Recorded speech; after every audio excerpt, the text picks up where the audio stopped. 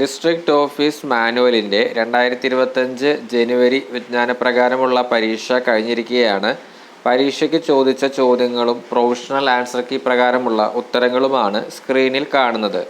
District office മാനുവലുമായി ബന്ധപ്പെട്ട് കൂടുതൽ ചോദ്യങ്ങൾ പ്രാക്ടീസ് ചെയ്യുന്നതിനായി മുൻകാലവർഷ ചോദ്യപേപ്പറുകൾ ഉൾപ്പെടുത്തിയ ഒരു പ്രാക്ടീസ് സെറ്റ് തയ്യാറാക്കിയിട്ടുണ്ട്.